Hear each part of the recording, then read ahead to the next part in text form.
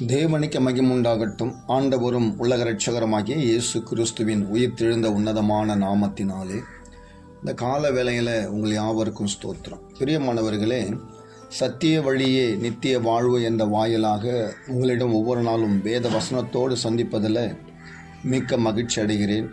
கர்த்ததாமே உங்களோடு கூட இருந்து ஒரு நல்ல ஒரு ஆலோசனை கொடுப்பாராக. ஆதியாகம புஸ்தகம் 3ஆம் அதிகாரம் அதில் 9ஆம் வசனத்தை நான் வாசிக்கிறேன். அப்பொழுது தேவனாகிய கர்த்தர் ஆதாமை கூப்பிட்டு, நீ எங்கே இருக்கிறாய் என்றார் என்று வாசிக்கிறோம். பிரியமானவர்களே, இந்த சம்பவம் எத்தனையோ முறை நீங்கள் படித்திருப்பீர்கள், கேட்டிருப்பீர்கள், போதித்திருப்பீர்கள். ஆனாலும் ஆண்டவர் இந்த நாளில் இந்த வசனத்தை குறித்து நம்மோடு ஒரு ஆலோசனை கொடுக்க விரும்புகிறார். ஆண்டவர் மனிதனை படைத்துட்டு, மனிதனை படைப்பதற்கு முன்பாக ஏதேன் தோட்டத்தை உண்டாக்கி அந்த தோட்டத்தில் கொண்டு விட்டு, நீங்கள் இங்கே இருங்கள், எல்லா பழத்தையும் புசிக்கலாம், ஆனால் நன்மை தீமை அறியத்தக்கதான பழத்தை புசிக்க வேண்டாம் என்று ஆண்டவர் ஒரு கட்டளையை சொல்லிட்டு சகல ஆசீர்வாதங்களும் அவருக்கு ஆயத்தப்படுத்திட்டு கடந்து போகிறதை பார்க்க முடியும். ஆனால் இவர்கள் ஆசீர்வாதமாக இருப்பது பொறுக்க முடியாத சாத்தானான பிசாசு ஆதாமையும் ஏவாளையும் வஞ்சிப்பதற்காக அவன் பாம்பு ரூபம் எடுத்து வருகிறதை பார்க்கிறோம். நன்றாய் புரிந்து கொள்ள வேண்டும். தேவன் சொன்ன வார்த்தையை அசட்டை பண்ணும்படியாக இடம் கொடுக்கிற ஒவ்வொரு மனுஷனுக்கும் இந்த வேதம் ஒரு பாடம் கற்றுக் கொடுக்கிறது. பிசாசு எப்படிப்பட்ட சொன்னால் தந்திரம் உள்ளவன் என்று ஆதியாகமம் 3ஆம் அதிகாரம் 1ஆம் வசனம் வாசிக்கிறோம். தேவனாய் கர்த்தர் உண்டாக்கின சகல காட்டு ஜீவனை பார்க்கல சர்வமானது தந்திரம் உள்ளதான். அது ஸ்திரீயாகிய ஏவாள்கிட்ட வந்து சகல விருட்சத்தின் கனியை புசிக்க வேண்டாம் என்று தேவன் உங்களுக்கு சொன்னது உண்டோ என்று தன்னுடைய வார்த்தையை புடுங்கும்படியாக தன் இருதயத்தில் உள்ள காரியத்தை வெளிப்படுத்தும்படியாக பிசாசு தூண்டி விடுகிறான். அதுக்கு ஏவாள் சொல்கிறாங்க, நாங்கள் தோட்டத்தில் உள்ள சகல விருட்சத்தின் கனியை புசிக்கலாம், ஆனால் தோட்டத்தின் நடுவில் இருக்கிற விருட்சத்தின் கனியை புசிக்க வேண்டாம். தேவன் சொன்னார், நீங்கள் சாகாதபடிக்கு, 3ஆம் வசனம் சொல்லுது, நீங்கள் சாகாதபடிக்கு அதை புசிக்கவும் அதை தொடவும் வேண்டாம் என்று சொன்னார். நன்றாக கவனிக்கணும். ஆதாமுக்கும் ஏவாளுக்கும் தேவன் சொல்லியிருந்த வார்த்தையை பிசாசு தந்திரமாய் கேட்டு அதுக்கு ஒரு ஆலோசனை கொடுக்குறான். சர்வம் ஸ்திரீயப்பா சொல்றது, நீங்கள் சாவதே கிடையாது, நீங்கள் இதை சாப்பிட்டீங்கன்னா உங்கள் கண்கள் திறக்கப்படும், நீங்கள் நன்மையும் தீமையும் நீங்கள் அறிஞ்சு கொள்ளலாம், உலகத்தில் நீங்களும் தேவர் போல ஆயிடுவீங்க, அது ஆண்டவருக்கே தெரியும், அதனால தான் உங்களை சாப்பிட வேணாம் சொல்லி தந்திரமாக ஏமாற்றி அந்த கண்களுக்கு பார்வைக்கு இன்பமும் புத்திக்கு தெளிவிக்கிறதுக்கு இச்சிக்கப்படத்தக்க விருட்சமாக இந்த கனி இருந்தபடினாலே அதை பறித்தால், ஆசைப்பட்டு இச்சித்து புசித்தால், தன் புருஷனுக்கும் கொடுத்தாள். ஆனால் என்ன செஞ்சிருக்கணும் ஏவாள்? தன் புருஷனிடத்தை போயிட்டு கேட்டிருக்கணும், இந்த பழம் ஆண்டவர் புசிக்க வேண்டாம்னு சொன்னாரு, இதை பறிக்க சொல்லி சாப்பிடலாமா, பறிக்கலாமா, தொடலாமா அப்படின்னு ஆலோசனை கேட்டிருக்கணும். இன்னைக்கு நம்முடைய வாழ்க்கையிலும் கூட குடும்ப தலைவருடைய ஆலோசனை இல்லாமல் நம்ம நடந்தோம்னா நம்மளுக்கு விபரீதம் உண்டாகும். நம்முடைய வாழ்க்கைக்கு தலைவர் யாருன்னு சொன்னால் ஆண்டவராக இயேசு கிறிஸ்து. அவர் சொன்னார், தாவீது மூலமாக சொல்கிறாரு, நான் உனக்கு போதித்து நடக்க வேண்டிய வழிகளை உனக்கு காண்பித்து உண்மையிலே என் கண்ணை வைத்து உனக்கு ஆலோசனை சொல்லுவேன் சொன்ன தேவனா கர்த்தர். அவர் ஆலோசனை கர்த்தர் என்று ஏசாயா தீர்க்கதரிசியை வர்ணித்திருக்கிறார். ஆகவே நம்முடைய வாழ்க்கையில் பிசாசு பலவிதமான தந்திரமான யுத்தியை பயன்படுத்தும் போது, பார்வைக்கு இச்சையான காரியத்தை, உலகத்தை நம்முடைய வசப்படுத்தும்படியாக பல தந்திரமான காரியத்தை யுத்தியை பயன்படுத்தும் போது நாம் தெளிவாக இருக்க வேண்டும். வேத வசனத்தில் ஆண்டவர் என்ன சொல்லியிருக்கிறார் என்று அறிந்து புரிந்து கொண்டு வசனத்தோடு வாழ்க்கை ஒப்பிட்டு வாழ கற்றுக்கொள்ள வேண்டும் தான் இந்த வேத புத்தகம் நம்ம கையில் கொடுக்கப்பட்டது. அன்றைக்கு ஆதாமுக்கும் ஏவாளுக்கும் சொல்லி இந்த வார்த்தை மீறினபடினாலே அவர்கள் சாபத்தை பெற்றுக்கொண்டார்கள். அந்த பழத்தை புசித்தார்கள். பிற்பாடு சாப்பிட்ட உடனே அவர் நிர்வாணிகள் என்று அவர் கண்கள் திறக்கப்பட்டது.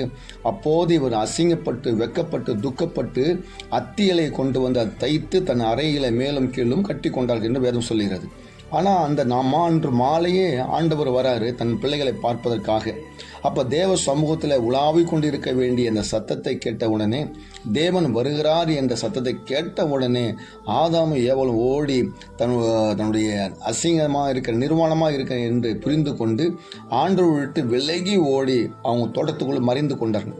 அப்போதான் கேட்குறார் ஆண்டவர், என்ன கேட்குற 9ஆம் வசனம், ஆதாமே ஆதாமே என்று கூப்பிட்டு, நீ எங்கே இருக்கிறாய் என்று நான் புரிந்து கொள்ள வேண்டும். இன்றைக்கி அநேகர் ரட்சிக்கப்பட்டிருக்கிறாங்க, மனம் திரும்பி இருக்கிறாங்க, ஞானஸ்தானம் எடுத்திருக்கிறாங்க.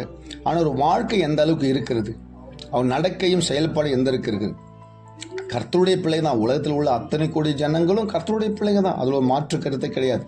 ஆனால் வசனத்தை ஏற்றுக்கொண்டு விசுவாசித்து மூழ்கி ஞானஸ்தானம் எடுத்துக்கொண்ட கர்த்தருடைய பிள்ளை என்று சொல்லுகிறவர்கள் வசனத்தோடு நம்ம ஒட்டி வாழ்கிறோமா? அதுதான் கேள்வி. ஆண்டவருடைய சன்னதி விட்டு விலகி போனது காரணம் என்ன சொன்னால், அவருடைய வார்த்தை மீறி போனதுனால தான் இன்னைக்கு அநேகருடைய வாழ்க்கையில் சாபத்தை பெற்றுக் கொள்கிறார்கள். அநேகருடைய வாழ்க்கையில் கண்ணீரும் கவலையும் வேதனையும் சஞ்சலமும் போராட்டம் வர்றது காரணமே தேவனுடைய வார்த்தையை அசட்டை பண்ணிட்டு தேவ சமூகத்தை விட்டு விலகி போனதான் காரணம். வசனம் சொல்கிறது, ஆதாமை பார்த்து கேட்குற, ஆதாமே நீ எங்கே இருக்கிறேன்னு கேட்குறேன். அதுக்கு அவர் சொல்கிறாரு, தேவரீர் உங்களுடைய சத்தத்தை கேட்டேன், நான் நிர்வாணமாக இருக்கனால பயந்து ஓடி ஒளிந்து கொண்டேன் அப்படின்னு சொன்னேன். உன்னை நிர்வாணி யார் சொன்னது? நான் படைக்கும் போது நன்றதானே உன்னை படைத்தேன், நன்றதான் உருவாக்கினேன், உன்னை ஏதன் தோட்டில் வைத்தேன். ஆனால் உனக்கு நிர்வாணமாக சொன்னது யாரு? அப்போ அவர் கேட்குறாரு, நான் புசிக்க வேண்டாம் என்று சொன்ன கனியை நீ புசித்தாயோ? கண்டுபிடிச்சிட்டார் ஆண்டவர். பாருங்க, இன்னைக்கு நிறைய பேர் ஆலயத்துக்கு வராமல் தேவனுடைய சமூகத்தில் நிற்காமல் வசனத்துக்கு கீழ்ப்படியாமல் செபிக்காமல் விலகி போகிறதுக்கு காரணம் சொன்னால் அவங்களுக்குள்ளே ஏதோ ஒரு மறைந்திருக்கிற பாவம். நீ ஏன் சபைக்கு வர மாட்டாங்க நிறைய ஜனங்க? ஏன் வேதத்தை படிக்க மாட்டாங்க? ஏன் வசனத்துக்கு செவி கொடுக்க மாட்டாங்க? ஏன் ஆண்டு சமூகத்தில் வளர்றது கிடையாது சொன்னால் அவங்க ஏதோ ஒரு பாவத்துக்குள் அடங்கியிருக்கிறான்னு அர்த்தம். ஆகவே வசனம் சொல்வது நீதிமொழிகள் 9ஆம் அதிகாரத்தில் வாசிக்கும் போது, தன்னுடைய மந்தை விட்டு பிரிந்து போகிறவன் தன் இச்சையை நிறைவேற்ற பார்க்கிறான். ஆகவே கர்த்தருடைய பிள்ளைங்க சபை விட்டு விலகி போகும்போது ஏதோ ஒரு இச்சை அவங்களை ஆழ்ந்து கொண்டிருக்கிறது. ஏதோ ஒரு பாவத்துக்கு அவங்க அடிமையாக இருக்கிறாங்க. ஏதோ ஒரு பலவிதமான உலகப்பிரமான காரியத்துக்கு அடிமையாக இருக்கிறனால தான் அவர் விலகி போகிறாங்க. இன்றைக்கி நிறைய பேர் விபச்சாரத்துக்கு அடிமையாக இருக்கிறாங்க, விற்கிற ஆவிகளுக்கு அடிமையாக இருக்கிறாங்க, குடிப்பழக்கத்துக்கு அடிமையாக இருக்கிறாங்க. சில பேர் பான்ஸு, புயலை, தம்பாக்கு, பலவிதம் போத வஸ்துக்கு அடிமையாக இருக்கிறாங்க. சில பேர் பலவிதமான பெருமைக்கு அடிமையாக இருக்கிறாங்க. சில பேர் பணத்துக்கு அடிமையாக இருக்கிறாங்க. பணம் பணம் பணம் என்று பணத்துக்கு அடிமையாக இருக்கிறாங்க. ஆகவே கர்த்தருடைய பிள்ளைங்க ஆண்டோட வசனம் சொல்கிறது, நன்மை தீமை அறியத்தக்க கனியன்னு தெரிந்தும் கூட அவரை சாப்பிட வேணாம் சொன்னது காரணம் என்ன சொன்னால், நீங்கள் அதை சாப்பிடும்போது நீங்கள் சாதாரண மனிதரை போல மாறி விடுவீர்கள் சொல்லிதான். அவர் நிர்வாணமான காரணம் என்ன? தேவன் ஏதேன் தோட்டத்தில் இருக்கும்போது ஆண்டவர் மகிமையினால் மூடி வைத்திருந்தார். அவங்க நிர்வாணமாக இருந்தும் கூட தேவனுடைய மகிமையை மூடிக்கொண்டனாலே அவங்க வெக்கப்படாமல் இருந்தாங்கன்னு வேதம் சொல்கிறது.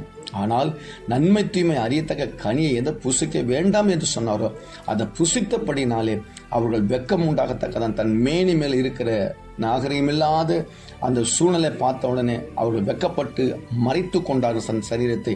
இருப்பது 2 பேர் தான், அது கணவன் மனைவி தான். அவருக்குள்ளே வெக்கம் உண்டாகிறது பார்க்கணும்.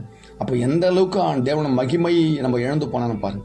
ஆகவே கர்த்தருடைய பிள்ளைங்க ஆண்டவர் சமூகம் இருக்க நாம் ஒவ்வொரு நாளும் நம்ம எங்கே இருக்கிறோம், எந்த சூழ்நிலை வாழ்ந்து கொண்டு இருக்கிறோம். அதான் எரேமியாவுக்கு வாசிக்கும் போது 6:14 வாசிக்கிறோம், நீங்கள் வழிகளில் நின்று பூர்வ பாதை எவை என்று கேட்டு விசாரித்து நல்ல வழி எதுவோ அதில் நடவுங்க, அப்போதான் ஆத்துமாக்கு இலைப்பாதல் கிடைக்கும் என்று வேதத்தில் வாசிக்கிறோம். ஆகவே நிர்வாணமாக இருந்த அவர்களை கூப்பிட்டு சொல்கிறார், நான் புசிக்க வேண்டாம் என்று சொன்ன கனியை புசித்தாயோ அப்படி கேட்குறாரு. அதுக்கு ஆண்டவர் கேட்குறாரு, ஏன்பா அப்படி செஞ்சேன்? நான் சொல்லி தானே இருந்தேன், ஏற்கனவே சொல்லி தானே, சொல்லலாம் பரவாயில்ல, சொல்லியிருந்தேன், ஏன் மீண்டும் இப்படி செஞ்ச அப்படின்னு ஆண்டவர் தன்னுடைய பிள்ளைகளை கேட்குறார். அதுக்கு ஆதாம் சொல்கிறாரு, நான் செய்யல ஆண்டவரே, நீ தந்த இந்த ஸ்திரீயானவள் தான் இந்த கனி எனக்கு கொடுத்தான்னு சொன்னாங்க. நன்றாக புரிந்து கொள்ள வேண்டும். என்றைக்கும் நம்ம ஒரு தப்பு செய்யும் போது, தவறி போகும்போது நம்ம ஒப்புக்கொள்ளுவதுதான் நல்லது. ஒப்புக்கொள்ளாமல் அதை மறைத்து வேறொரு பக்கம் நம்ம திருப்பும்போது அது பாவத்தின் மேலே பாவத்தை கூட்டி சாபத்தை பெற்றுக்கொள்கிறோம் என்று அறிந்து கொள்ள வேண்டும். ஒருவேளை எனக்கு தெரிஞ்ச ஒரு ஆவியர் உணர்த்துற கருத்து, அன்றைக்கே ஆதாம், ஆண்டவரே நான் தவறு செஞ்சுட்டேன், என்னை மன்னிச்சிடுங்க, ஒரு தாவீதை போல அழுது புலம்பி கேட்டிருந்தான்னா இன்னைக்கு நம்ம இப்படி இருக்க தேவையில்லை, மகிமையின் மேல் மகிமை அடைந்திருப்போம். ஆனால் ஆண்டவர் வார்த்தைக்கு செவி கொடுக்காத இந்த ஆதாம் ஏவாள் நிமித்தமாக அவர் கேட்கிறாரு, ஏன்பா இப்படி செஞ்சேனா? ஏவாள் நீ கொடுத்த ஸ்திரீயானவர் யார் மேலே பழித்திருக்கிறாரு? ஆண்டவர் தனிமே இருப்பதில்லைன்னு நல்லா அறிந்துதான் ஒரு துணையை ஏற்படுத்தி கொடுக்கிறார். ஆனால் துணையை